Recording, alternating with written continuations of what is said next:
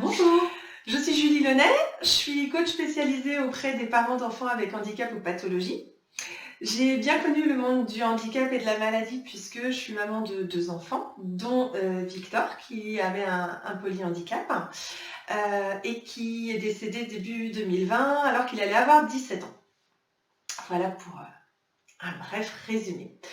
Et aujourd'hui, je suis accompagnée d'Emmanuel Rousseau. Merci Emmanuel d'être là avec moi. Je te laisse te présenter. Merci Julie de m'avoir invitée. Bonjour, bonjour à toutes. Donc je suis Emmanuel Rousseau, la maman de Charles, qui est donc atteint d'une maladie de peau rare, chronique et sans traitement. J'ai écrit Drôle de bulle, un témoignage sur notre histoire, enfin la sienne et en l'occurrence la mienne. Et donc Charles est aussi un des 5 protagonistes du documentaire Et les Mistral gagnants. Voilà. On peut voir sur Netflix. Voilà. Si vous ne l'avez pas encore déjà vu. Donc du coup, j'ai une expérience forte de 15 années. C'est ça. Et du coup, aujourd'hui, on a eu envie ensemble d'aborder un thème qu'on trouve assez important dans ce quotidien atypique qui est les émotions, mais spécifiquement la cohabitation des émotions à l'intérieur de nous. Qu'est-ce qui nous a amené à ça? C'est parce que on s'est rendu compte que certaines personnes pensent que si elles laissent exprimer la tristesse qui est en elles, il n'y aura plus que de la tristesse. Que quand on est en colère, il n'y a que de la colère et ça prend le pas sur tout. Que si on est en joie, bah oui, mais on ne peut pas être en joie dans un moment difficile parce que il n'y a que de la joie. Des fois, il y a des croyances en plus là-dedans. Voilà, est-ce que j'ai le droit d'être en joie, etc. Et voilà. Alors que nous, on a une approche un peu différente de ça. L'une comme l'autre, on s'est rendu compte qu'on se regroupait là-dessus, que nous, on pense, et on l'expérimente, que tout cohabite. Qu'il n'y a pas à opposer une émotion plus qu'une autre, enfin, une émotion avec une autre, pardon, et que tout peut être là en même temps à l'intérieur de nous. Et c'est ce qu'on a envie d'aborder aujourd'hui. Tout à fait. Du coup, toi, comment tu t'es rendu compte de ça? Que c'était possible que tout cohabite et comment tu fais pour que tout cohabite surtout? Alors, c'est avec le temps, hein. C'est vrai que j'ai été moi aussi emmêlée dans des croyances limitantes. J'ai été quand même très longtemps dans la colère. Et puis parce que j'étais un peu contre cette colère aussi, hein. Je la vivais pas pleinement.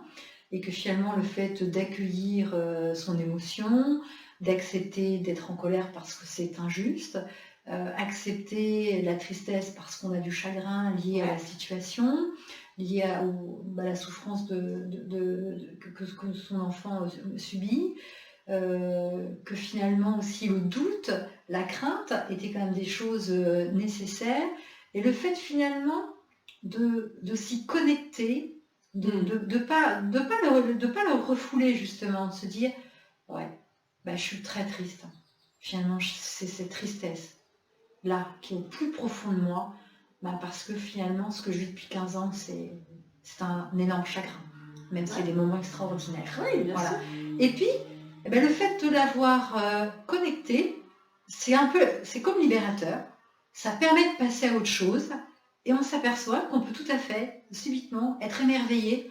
Ah, il y a un rouge-gorge dans le jardin.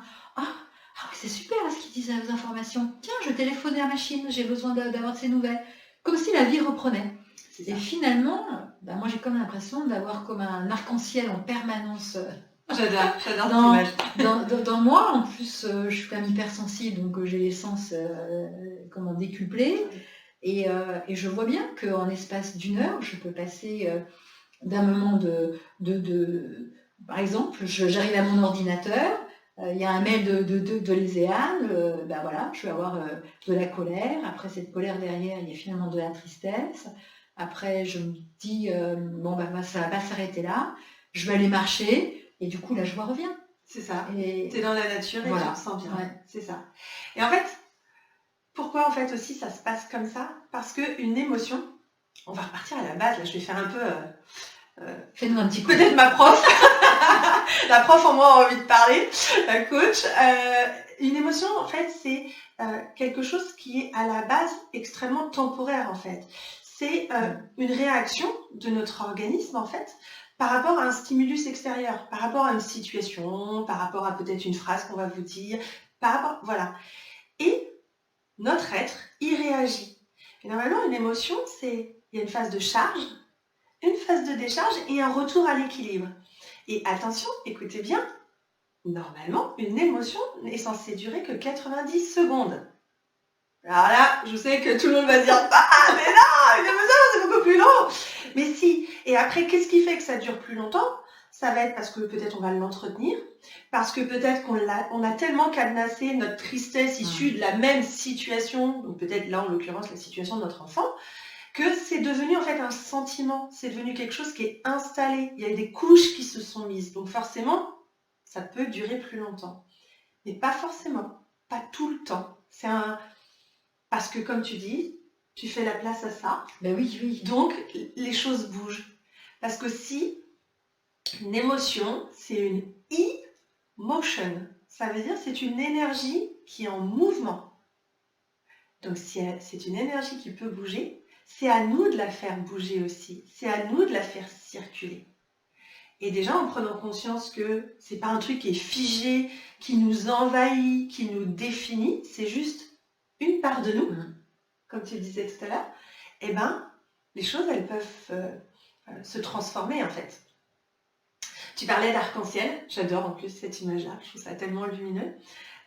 Moi, quand je vois mes émotions à l'intérieur de moi, je les vois plus comme tout autour d'une table en fait, comme si il y avait la joie qui était là, la peur, la tristesse, la colère, et qu'en fait chacune à leur tour, elles prenaient le bâton de parole un peu, quoi, tu vois, et les autres elles écoutent, mais elles sont là, voilà.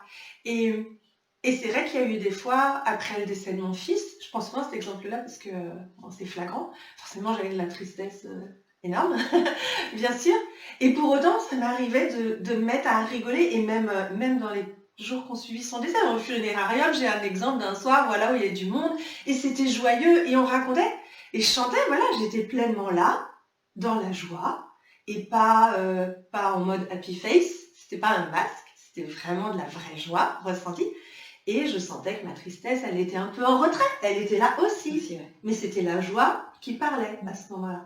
Et ça, quand on comprend ça, comme tu disais, c'est libérateur, mais tellement, parce qu'on n'est plus enfermé dans une émotion, en fait. Ben oui. On n'est pas sous l'emprise d'une émotion. C'est-à-dire qu'on peut être heureux et malheureux en même temps. Ouais. C'est pas antinomique. Non, il n'y a pas d'opposition, en fait, entre les deux. Et puis, comme je pense que la vie, de toute manière, quelle que soit la vie que l'on a, elle est quand même difficile. La vie, par moment, voilà, un peu de manière un peu. Il y a des hauts et des bas. Voilà. Mais qu'en tout cas, cette vie, elle est habitée de lumière et d'ombre. Et que si on a la lumière, il faut aussi l'ombre. Donc c'est un package des deux. C'est ça, l'un ne va pas sans l'autre. Parce qu'on a connu l'ombre, on savoure encore plus la lumière. Et on le voit dans la nature. On est content le matin quand il commence à faire jour, que voilà, parce qu'il y a eu la nuit et qu'avant on ne pouvait pas faire ce qu'on voulait à cause de la nuit. Et voilà. Et à l'inverse, peut-être l'été, quand il fait hyper chaud, on est content d'être arrivé au soir, que les températures baissent, voilà. Mais en nous, c'est pareil, en fait. Ça fait un peu comme un cycle, un peu comme une saison, finalement. Exact. Printemps, été, automne, hiver, et nos émotions, elles font pareil. C'est ça, ça circule. Ça circule tout le temps. Ça circule. Et c'est ça, c'est le mouvement de la vie, en fait, à l'intérieur. Voilà. Donc, Donc, je crois qu'il ne faut pas faut surtout pas se culpabiliser quand on est dans une émotion plutôt qu'une autre, éviter que son petit saboteur montre du doigt. Non, je pense qu'il faut accueillir et que derrière chaque émotion, il y a de toute manière une explication. Oui, parce que parfois la joie, par exemple, qui suis avec mon hypersensibilité, je vois bien que quand des fois je vais pas bien, le fait d'aller sentir de l'ilang-ilang, je ne sais pas pourquoi, ça quelque chose qui me remet, qui me fait du bien, qui me console et qui me remet dans la joie. Ouais. Donc, c'est mon truc à moi. Comme si tu appuyais sur un bouton. Voilà. Oui. Mais avant, j'ai aussi accueilli et accepté d'être soit en colère, triste ou déçue, mais aussi à déception. Oui, bien sûr. Tu as fait de la place. Voilà. Et je crois que c'est ça qui est important, faire de la place à ces émotions, quelles qu'elles soient, au final. Tout en sachant qu'on ne s'enferme pas dedans. C'est pas parce qu'on y fait de la place qu'on s'enferme dedans complètement, en fait. Donc, super.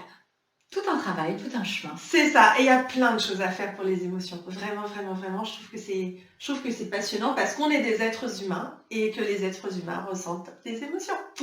Exactement. C'est la vie. Voilà, c'est la vie. C'est ça. Merci beaucoup, Emmanuelle. Merci Julie. Et puis à bientôt. À très Pour bientôt. un autre sujet. Très bien. À bientôt. Au Prenez revoir. soin de vous. Prenez soin de vous.